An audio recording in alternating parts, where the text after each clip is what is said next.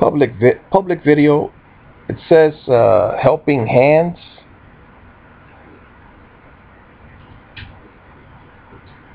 (1-800-99-YOUTH).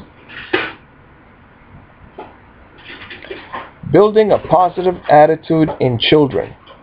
How can parents help build a positive attitude in their children? 1, 2, 3, 4, 5, 6, 7 points. 1. Set a good example by your own positive attitude. 2. Focus on what your child does well, not on his or her shortcomings. 3. Offer encouragement and support rather than excessive criticism. 4. Set attainable expectations for your children based on their ages, stages of development, and unique personalities. 5. Praise your children's accomplishments and efforts towards accomplishment. 6. When your children feel down, tell them that things will get better. Help them learn to problem solve so they can take an active part in that process. 7. Let your children know you love them unconditionally, just for being who they are. For more information on building a positive attitude in children, contact your child's school psychologist or guidance counselor, your clergyman, your local mental health center, and there's another one, the Mental Health Association of Virginia. All right. Now again, if you are all of these positive attitude in children, it doesn't mean that criticizing them doesn't mean that you don't tell them don't watch that TV show. Some shows are garbage and you got to put your foot down. Now if you live with a spouse, then you may have to not tell them anything, because the spouse does not see that that show is garbage. And the only reason you would not tell them anything is because you could get Baker acted for basically disobeying your spouse. Now here's the back of it. It says building a positive attitude in children. And the answer is no. Do you know that what you believe is true? Do you know that what you believe is true about yourself often comes true? If you think I can't, you can actually stop yourself from getting what you want. But thinking I can creates unlimited possibilities. Being positive about yourself and your life is the key to self-confidence. You can teach your children to have a positive attitude and give them essential building blocks to self-confidence and success.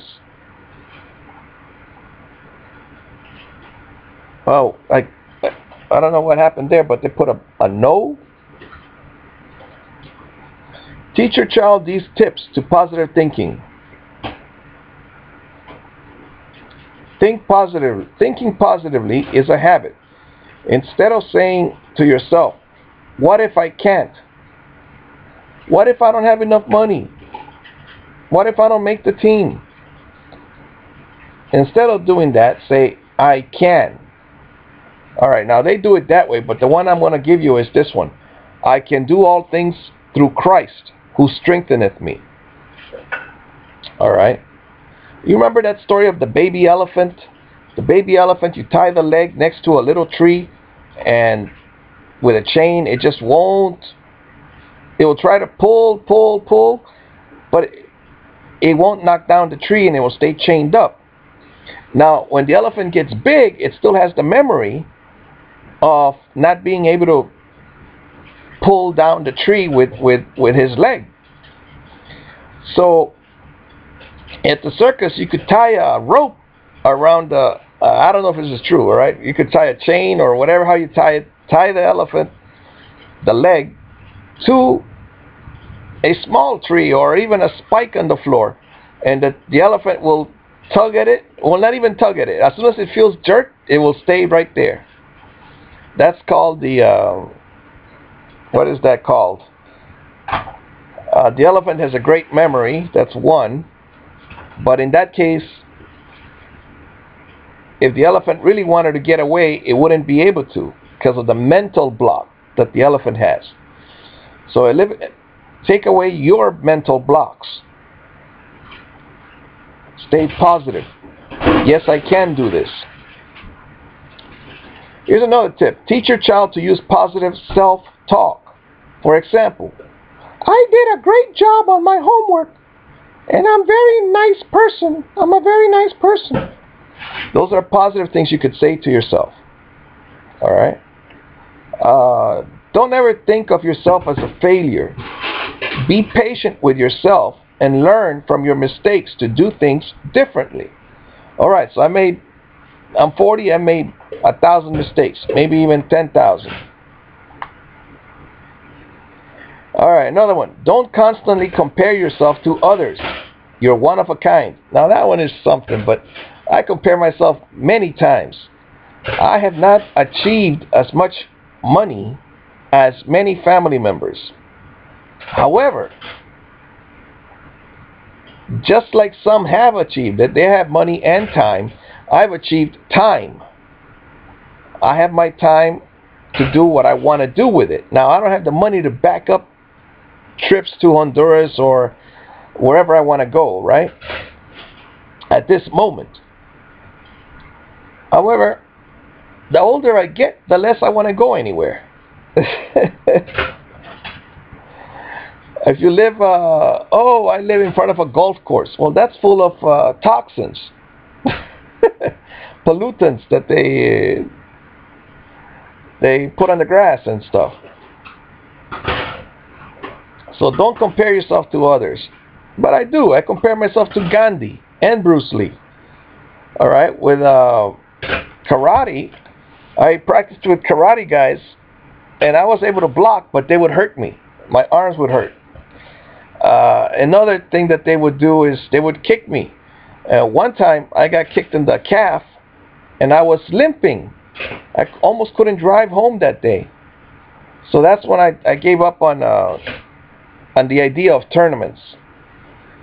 And also, when you spar with somebody and they practice martial arts or external martial arts, I practice Tai Chi Chuan.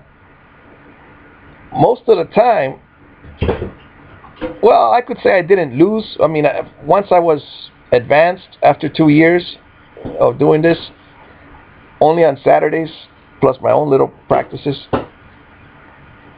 But, all right, I was a young man, so let's say they were young also. I was able to run around them. But if it would have been in a tournament situation, they would have chased me off that circle every single time. So that tells you how good I was compared to anybody. But it doesn't matter. You don't have to be better than your teacher or the #1 classmate or the best one in Florida or the United States. You just have to be better than the next bully. All right? Expect to make mistakes. This is another tip. Everyone does. Mistakes are only opportunities to learn. All right, last tip. Give yourself plenty of praise. Reward yourself for your everyday successes. We all have them, even when life does not seem to be going our way. All right, when I got those handcuffs on my back, on my hands, my wrists, I was thinking, well, I'm going to jail for protecting my kids' fingers. All right, my kids have wonderful fingers. They didn't bust them. So I'll go to jail for that.